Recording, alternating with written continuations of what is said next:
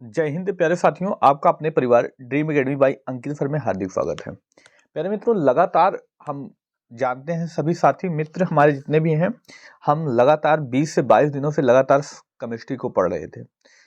तो हमें पढ़े ही जा रहे थे, हमने सोचा क्यों ना आज ऐसी चीज ला दी जाए, यानी जिसमें रेलवे और एफएफसी की जो परीक्षाएं हुई हैं उनमें महत्वपूर्ण सामान्य विज्ञान जो पूछे गए हैं प्रश्न, केमिस्ट्री का है, ये भौतिकी लिखा है, एक केमिस्ट्री का है। ठीक है, तो वन लाइनर प्रश्न के बारे में बात कर लें जो पूछे गए हैं। क्या आप इतने दिन से पढ़ रहे हैं? कुछ प्रश्न ऐसे हैं जो हमसे हो रहे हैं नहीं, ये जान लीजिए, ये बहुत इंपॉर्टेंट हो जाने वाला है। तो चलिए इसी के क्रम में हम आगे बात करते हैं।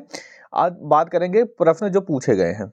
चलिए यहाँ पर आप देखें, पहला जो प्रश्न है, चूने के पानी का रासायनिक सूत्र CaOH का होल ट्वाइस। अब बताइए, ये प्रश्न आपको बताया गया है नहीं? चलिए, ये बताया गया है। नींबू के रस के पीएच का मान कितना होता है? 2 होता है, ये भी आपको पढ़ाया गया है। मिटलॉयड क्या है?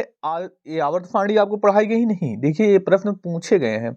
आधुनिक आवर्त सारणी में जिन एक जिग-जैग रेखा धातुओं को गैर धातुओं से अलग करती है, सीमावर्ती तत्व boron, silicon, germanium, arsenic, antimony, tellurium और पोलोनियम गुणों के मध्यवर्ती हैं, उन्हें मिटलॉयड कहा जाता है। ये आप याद रखेंगे।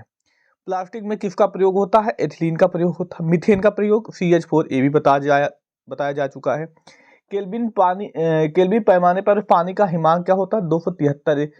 273 बताया गया था, 1.5 नहीं बताया गया था, ये भी आप याद रखेंगे। 273.15 के केल्विन होता है, तो ये भी बताया गया है। देखिए, प्रश्न आपको बताए गए हैं नहीं, ये आपको यहाँ पर मतलब एक भरोसा हो जाए कि हाँ भैया, जो हम पढ़ रहे हैं वो समझ में आ रहा है और वो पेपर में भी पूछा गया है। चलिए, यह प्रश्न पूछा गया था, एक घोल के चाक पाउडर के साथ प्रक्रिया करके एक गैस देता है जो चूने के पानी को दूधिया कर देता है। कुल मिलाकर पूछा गया, चूने के पानी में क्या मिलाया जाता है? HCl मिलाया जाता है, ये बताया गया था। अब क्रिया बताई गई थी। धातुओं को पतले तारों के रूप में खींचने की प्रक्रिया को तन्यता कहते हैं, ये भी आपको बताया गया है। किस गैस को उत्कृष्ट गैस के रूपांतरण के रूप में किया जाना जाता है? तो है आवर्त सारणी में समूह 18 के तत्व हीलियम, नियान, आर्गन, क्रिप्टॉन, जेनान, रेडान, ये क्या है? उत्कृष्ट गैस या दुर्लभ गैस इन्हें कहा जाता है, ये भी आपको बताया गया है, ट्रिक भी बताई गई है। चींटी के डंक में कौन सा अम्ल होता है? मेथिनोइक अम्ल होता है, जिसे फार्मिक अम्ल भी कहते हैं, ये भी आपको पढ़ाया जा चुका है। अम्ल और क्षार में कौन सी समानता है? देखिए, यहाँ पर आपको बताया गया था अलग अलग। अम्ल और क्षार दोनों कैसी अभिक्रियाएं हैं? ऊष्माक्षेपी अभिक्रियाएं हैं, इसमें यही समानता होती है। अम्ल क्या करते हैं? जलीय विलयन में H पॉजिटिव आयन देते हैं, इसमें क्षार क्या करते हैं? OH निगेटिव आयन देते हैं, ये भी आपको बताया गया है। किसमें CFC होता है? क्लोरोफ्लोरोकार्बन, ये आपको नहीं बताया गया, ये दरअसल सामान्य ज्ञान का क्वेश्चन होता है। लिटमस विलयन किससे प्राप्त होता है? लाइकेन से, ये भी आपको बताया जा चुका है, देख ही सकते हैं। अच्छा देखिए, जो PDF है हमारी बिल्कुल भी नहीं है, हमें मिली तो हमने सोचा देख ले, प्रीवियस ईयर इसमें प्रश्न दिए गए हैं तो हम दिखा दें कि भैया इस तरह के प्रश्न आते हैं, आप प्रैक्टिस किए होंगे तो निश्चित ही करके आएंगे। आधुनिक आवर्त सारणी में तत्वों को ऊर्ध्वाधर स्तंभों में व्यवस्थित किया गया, कितने? 18, ये भी बताइए। किस प्रकार के कोयले में कार्बन की प्रतिशत सबसे अधिक होती है? एंथ्रासाइट सबसे अच्छा होता है, उसमें ज्यादा होगा।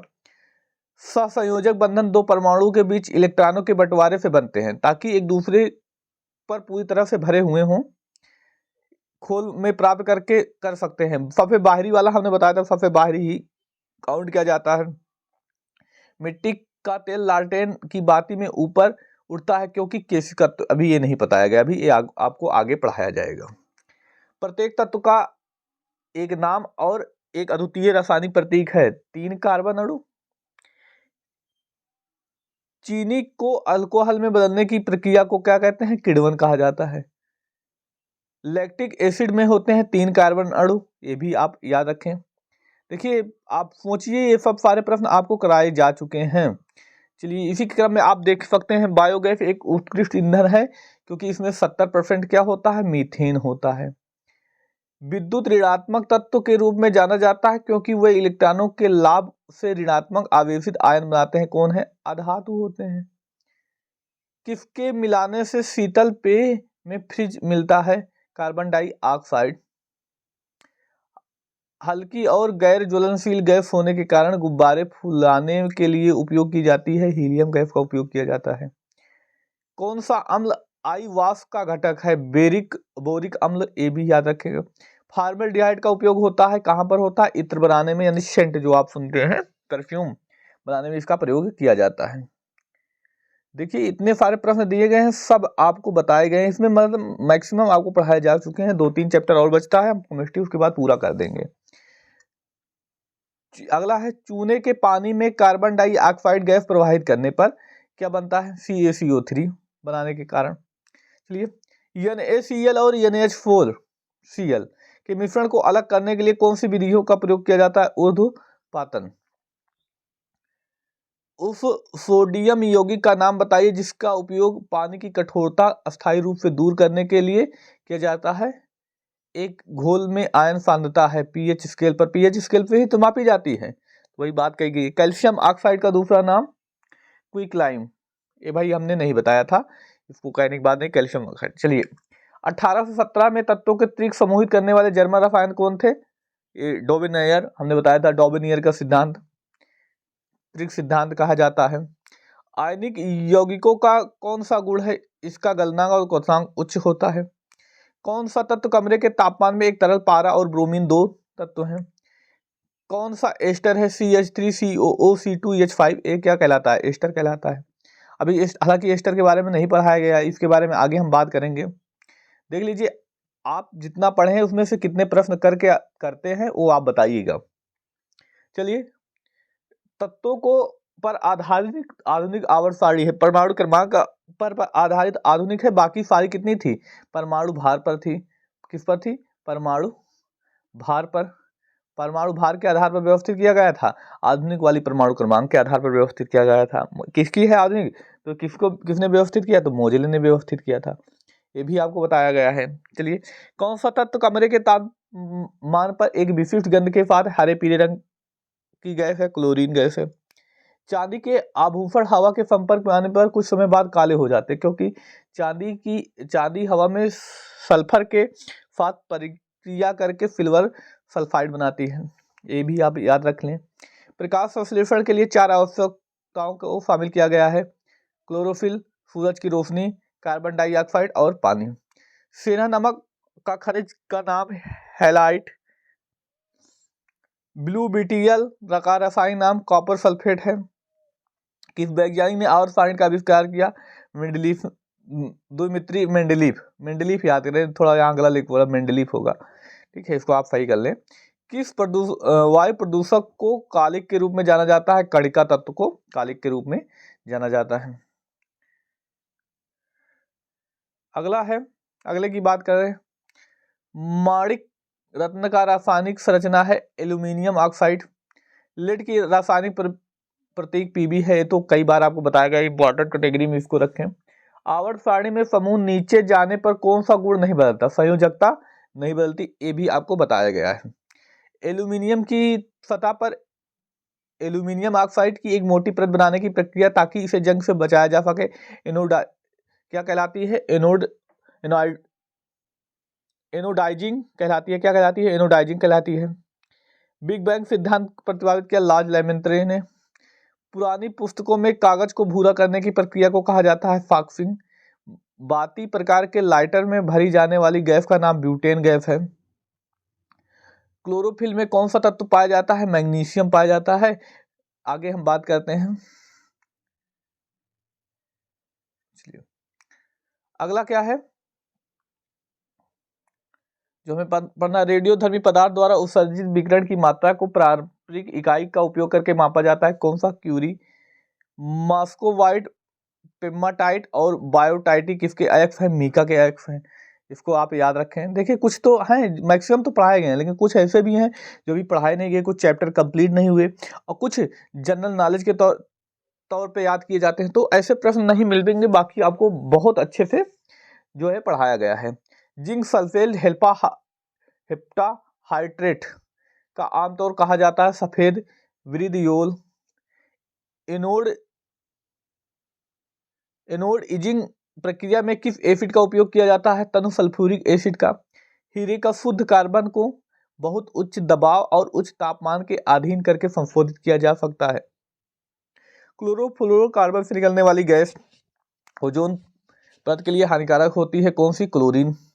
ग्रेफाइट परमाणु में वैलेंस इलेक्ट्रॉनों की संख्या कितनी होती है? 4 होती है। अस्पताल में जैविक अपशिष्टों को निपटान की सबसे अच्छी विधि है भस्मीकरण, यानी उनको जला देना। प्रोटियम में कितने न्यूट्रॉन मौजूद होते हैं? 0। एलपीजी का पूर्ण रूप द्रवीकृत पेट्रोलियम गैस। आगे हम बात करते हैं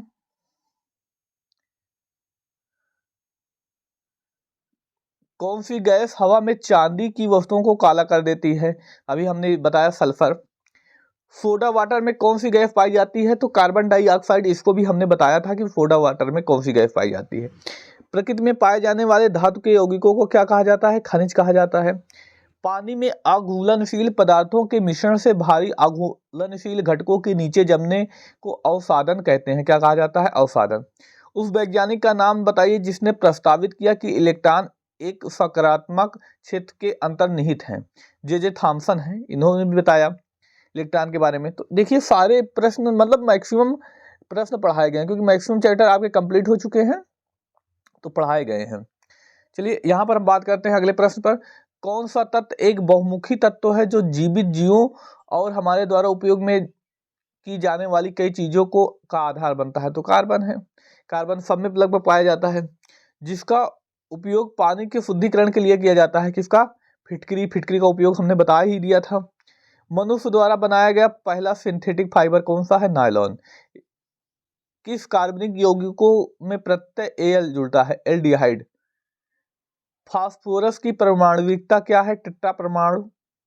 ग्रीन हाउस प्रभाव पैदा करने के लिए कौन सा रसायन जिम्मेदार है? जलवाष्प, CO2 और CFCs। देखिए इसके बारे में नहीं बताया ग्रीन हाउस प्रभाव क्या होता है, इसके लिए एक प्रॉपर वीडियो आएगा ग्रीन हाउस प्रभाव क्या होता है। हालांकि इसका एक शॉर्ट बना हुआ है, शॉर्ट वीडियो है इसके ग्रीन हाउस के बारे में, तो वहां से आप देख सकते हैं। कमजोर अम्ल और उसके लवण के घोल को कहा जाता है? बफर घोल कहा जाता है। आइसोटोप वो परमाणु हैं, देखिए इसके बारे में बताया गया नहीं। परमाणु संख्या समान होती है परंतु द्रव्यमान संख्या भिन्न भिन्न होती है। आगे हम बात करते हैं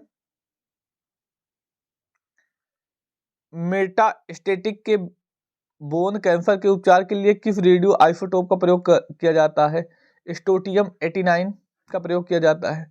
यदि एक जलती हुई मोमबत्ती कांच के गिलाफ से ढक दिया जाए, कुछ समय बाद लौ बुझ जाती, इसका क्या कारण है? सीमित ऑक्सीजन के कारण ढकी हुई मोमबत्ती कुछ समय बाद बुझ जाती है, यानी जब तक ऑक्सीजन रहेगी तब तक जलेगी, जैसे ही ऑक्सीजन खत्म वह जलना बंद हो जाती है। पानी के पाइप के निर्माण के लिए किस बहुलक का उपयोग किया जाता है? पीवीसी।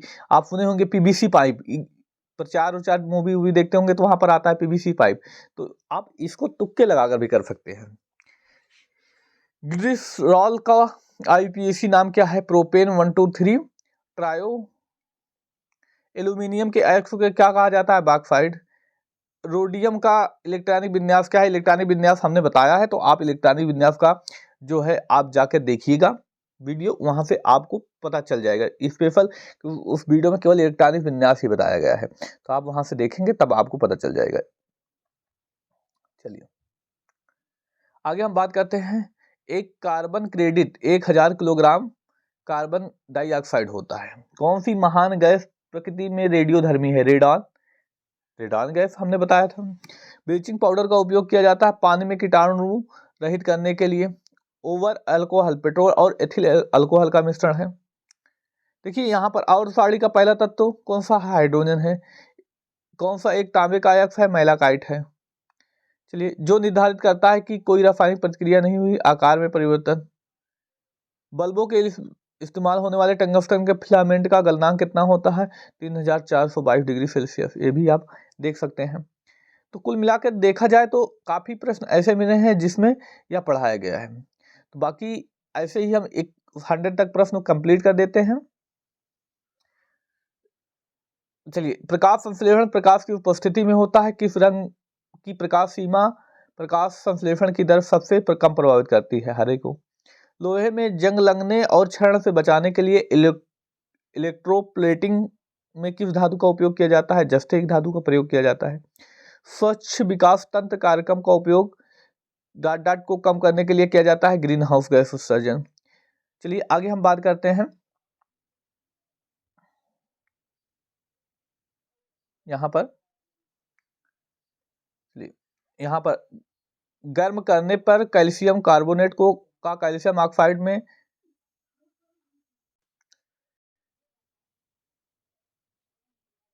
गर्म करने पर कैल्शियम कार्बोनेट का कैल्शियम ऑक्साइड और कार्बन डाइऑक्साइड में अपघटन किसका उदाहरण है?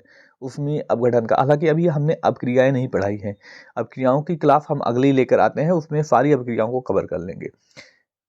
पीतल किसका मिश्रण है? जस्ता और तांबे का, जिसमें 30% जस्ता होता है, 70% तांबा होता है।